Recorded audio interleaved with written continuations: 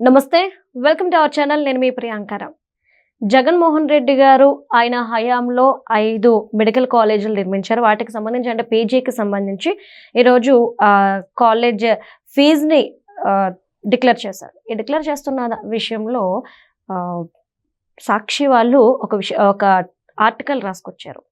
PG విద్యార్థులకు వెన్నుపోటు పొడుస్తున్న Chandrababu Naidu, PG seat 29 లక్షలు. ఇది వాళ్ళు చెప్తున్నది.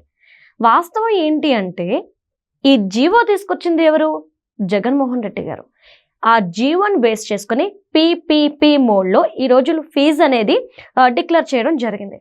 మరి ఇది సాక్షి మర్చిపోయిందా, లేదంటే దీన్ని దాచి ఒక విష ప్రచారాన్ని ప్రజల్లోకి తీసుకెళ్లే ప్రయత్నం చేస్తుందా? అండ్ హైలైట్ ఏంటి అంటే గవర్నమెంట్ కాలేజెస్లో ఇలా కేటగిరీస్ అంటే కోటాలు అనేది ఇదే మొదటిసారి చూస్తుంది. అసలు సాక్షి ఏం చెప్పాలనుకుంటుంది, ఎందుకు ఇంతటి ఈ పీజీ విషయాల్లో విష ప్రచారం చేస్తుంది అనేది తెలుసుకుందాం. ముందు మాట్లాడడానికి ప్రముఖ పొలిటికల్ అనలిస్ట్ అప్పసాని రాజేష్ గారు ఉన్నారు, ఆయనతో మాట్లాడతాం. నమస్తే సార్. నమస్కారం సార్. ప్రైవేట్ కాలేజెస్లో కేటగిరీస్ అనేవి ఇప్పటివరకు ఎవరు చూడలేదు. అంటే కోట సీట్ల కోట అమ్ముకోవడం కానీ కొనుక్కోవడం కానీ ఇలాంటివి ఏవి ఉండవు, కానీ మొదటిసారి చూస్తున్నాం. ఇదొక హైలైట్. అయితే ఇంకొకటి ఏంటంటే జగన్మోహన్ రెడ్డి గారి హయాంలో తీసుకొచ్చిన జీవోని బేస్ చేసుకొని ఈరోజు పీపీపీ మోడ్లో ఫీజులు అనేవి పీజీకి సంబంధించి డిక్లేర్ చేస్తే దాని మీద ఎందుకు విష ప్రచారం చేస్తుంది సాక్షి?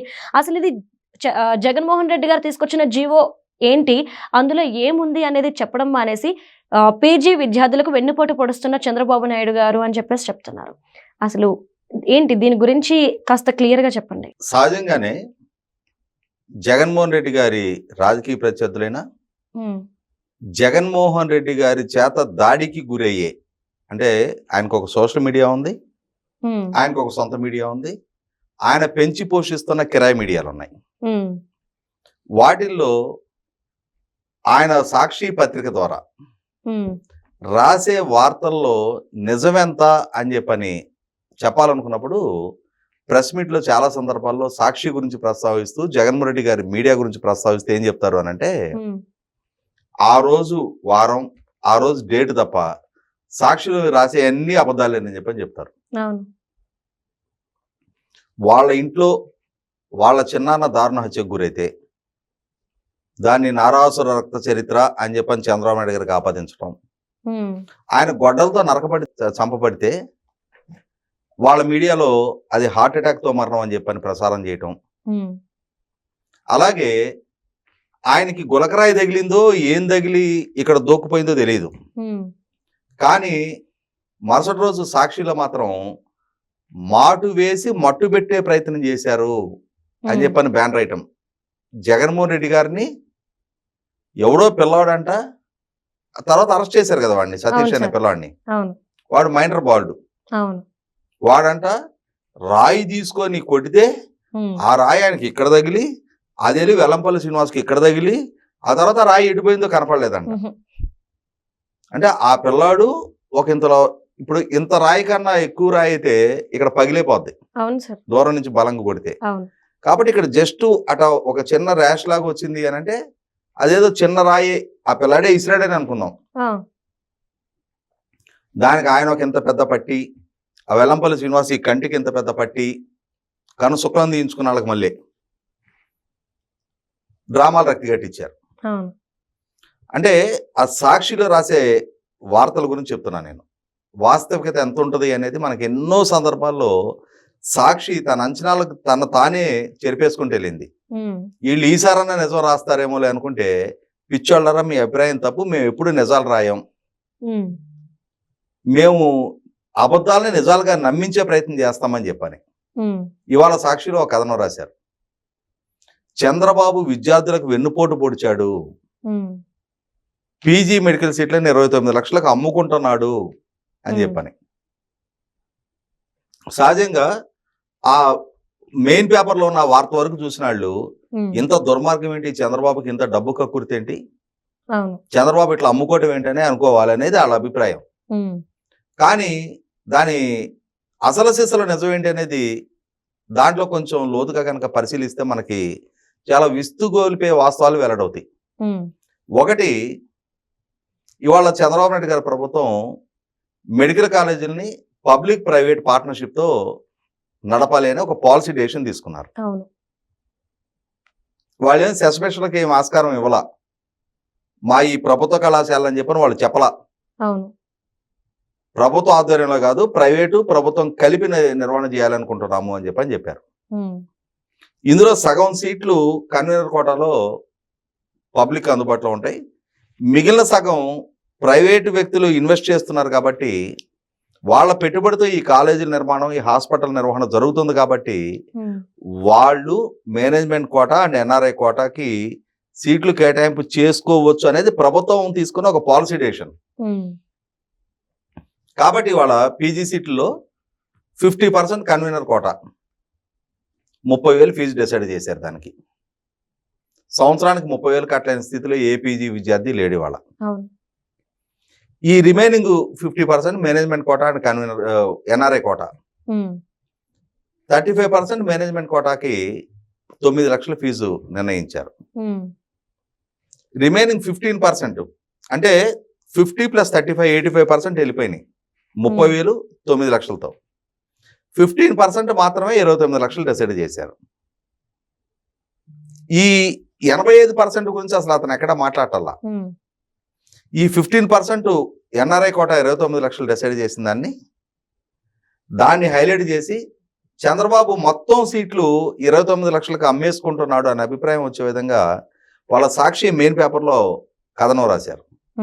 అంటే ఇంతవరకే చదివేవాడు చంద్రబాబు మీద ఒక నెగిటివిటీ పెంచుకోవాలి అని చెప్పని.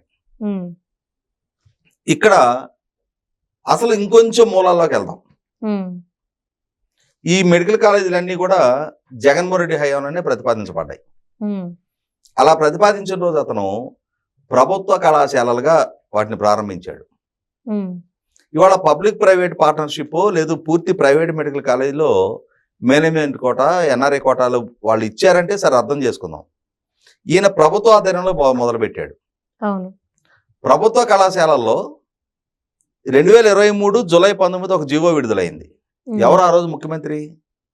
2023 జూలై 19. 2024 జూన్ 4 దాకా ఈ రాష్ట్రాన్ని జగన్మోహన్ రెడ్డి పరిపాలించాడు. జూన్ 12 చంద్రబాబు నాయుడు గారి నాయకత్వంలో ఎన్డీఏ కూటమి ప్రభుత్వం అధికార బాధ్యతలు చేపట్టింది. దీనికి సంవత్సరం ముందు 2023 జూలై 19 ఆ రోజు వచ్చిన జీవో ప్రకారం ఏంటి అంటే 50% కన్వీనర్ కోటా, దానికి convener quota fee, 35% management quota, దానికి 12 లక్షలు ఫీజు, 15% ఎన్ఆర్ఐ కోటా, దానికి 35 లక్షల ఫీజు అని పీజీ సీట్లకు కాదు ఎంబీబీఎస్ సీట్లకి ఆ ఫీజు డిసైడ్ చేశాడు ఆయన. ఎంబీబీఎస్ కన్నా మరి పీజీ నెక్స్ట్ లెవెల్ కదా. ఎంబీబీఎస్ సీట్లకే మేనేజ్మెంట్ కోటా. అసలు ప్రభుత్వ కళాశాలలో మేనేజ్మెంట్ కోటా ఎన్ఆర్ఐ కోటా ఏంటి? గవర్నమెంట్ కాలేజ్ అంటే పూర్తి కన్వీనర్ కోటాలోనే ఉండాలి. వాళ్ళ గుంటూరు మెడికల్ కాలేజ్ ఉంది, అది పూర్తి కన్వీనర్ కోటా. దాంట్లో మేనేజ్మెంట్ కోటా ఉండదు, ఎన్ఆర్ఐ కోటా ఉండదు. నువ్వు కూడా ప్రభుత్వ కళాశాల కడుతున్నా అన్నావు, అందులో ఉండే సీట్లు ఎన్నుంటే అన్ని కన్వీనర్ కోటాలోనే ఉండాలి. కానీ నువ్వు కడుతున్న ప్రభుత్వ కళాశాలల్లో 50% కన్వీనర్ కోటా, మిగిలిన 50%లో 35% మేనేజ్మెంట్ కోటా, 15% ఎన్ఆర్ఐ కోటా అని చెప్పని ఆ జీవో తెచ్చిన మతలబ్ ఏంటి? ఇవాళ చంద్రబాబు నాయుడు గారు పబ్లిక్ ప్రైవేట్ పార్ట్నర్షిప్ అంటూ 50% మేనేజ్మెంట్ అండ్ ఎన్ఆర్ఐ కోటాకి ఇచ్చాడంటే సరే అర్థం చేసుకుందాం. నువ్వు నేను ప్రభుత్వ కళాశాలలు అంటున్నావు కదా, ప్రభుత్వ కళాశాలలో ఈ జీవో ఎందుకు తెచ్చావు? పైగా ఎంబీబీఎస్ కి 12 లక్షలు 35 లక్షల ఫీజు నువ్వు డిసైడ్ చేసావు. వీళ్ళు వాళ్ళ పీజీకి 9 లక్షలు 29 లక్షలు పెట్టారు. నువ్వు 35 లక్షలు నువ్వు జీవో ఇస్తేనేమో అది పేద జన ఉద్ధరణ కోసమా, విద్యార్థులకి మేలా? ఇవాళ వీళ్ళు ప్రైవేట్ పార్ట్నర్షిప్ తో నిర్మాణం చేస్తూ ఆ ప్రైవేట్ పార్ట్నర్షిప్ కాలేజీలో 15%కి 29 లక్షలు వీళ్ళు చెప్తేనేమో ఇది విద్యార్థులకు వెన్నుపోట. ఏంటి డబల్ డోల్కి స్టేట్మెంట్లు మిస్టర్ జగన్మోహన్ రెడ్డి?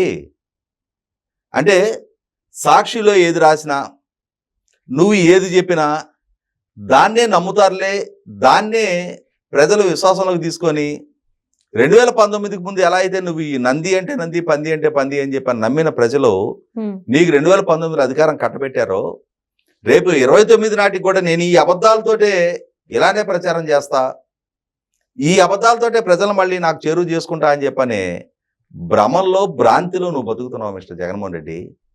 మొట్టమొదటి ఆ భ్రమల నుంచి, భ్రాంతి నుంచి బయటికి రా. వాటి నుంచి బయటకు వచ్చి కన్స్ట్రక్టివ్ క్రిటిసిజం చేస్తే ప్రజల పరిగణలోకి తీసుకుంటారు.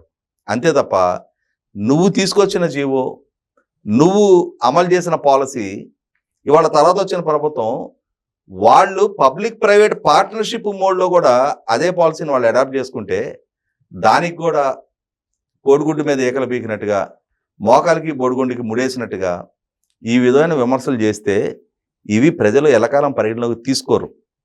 ఎందుకంటే ప్రజలకు ఎంతటి రాజకీయ చైతన్యం ఉంది అనేది 2024 మే 13 వాళ్ళు ప్రదర్శించారు.